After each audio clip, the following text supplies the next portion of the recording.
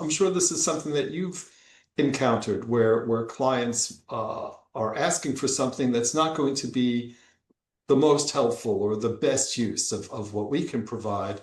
I'm wondering, what are your thoughts on handling that kind of thing?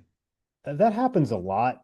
And I think the key to overcoming that is for us to ask those clients better questions.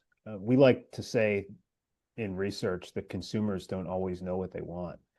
And I would say clients don't always know what they want either, which is not intended as an insult. It's just that it's our job many times to try to help clients think about their problems a little bit more deeply. So, in other words, sometimes the question that you as a client want to answer is not necessarily the question that you should ask. So, to give you an example of that, we were doing some research, this was some years ago now, for a brand of breakfast cereal. And of course, the problem they wanted to solve is how do we sell more of our breakfast cereal? Because as all brands do, occasionally they were going through a little bit of a slump. So they came to us, and the original thought was, let's understand our brand a little bit more, which is a viable question. But as we got to talking to them, we realized that they already kind of knew a lot about their brand. So we were wondering what more can we bring to the table? So we thought let's ask about the broader context in which your brand plays. So in this case, of course, it was breakfast. So we said, well, what do you know about breakfast? And he said, well, we know some stuff about breakfast. Not a lot, but we know some about that breakfast occasion. And one of the things that we know is that that is a very important bonding time for mom and her child, because that's the time they come together in the morning. They can spend some quiet time. They can talk one on one, etc. So we said, that's interesting. What do you know about the mother child relationship?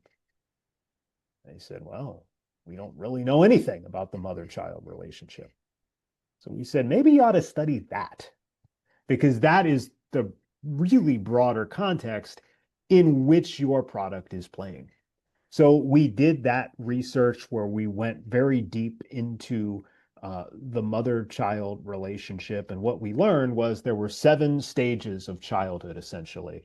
And there were 7 stage gates where there were these moments where the mom said, I see my kid just did something really interesting there. That's a sign to me that they've moved into another stage.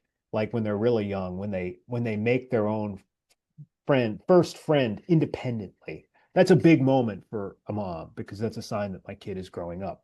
So there were 7 of these stages and 7 of these transition points. And often that realization that my child has moved to a different stage, that often comes during breakfast. So what this brand was able to do is they created an entire campaign built around these 7 stages of childhood. They created promotions and product activations that were really built around those 7 stages, and they were insights that served them in good stead for quite a few years.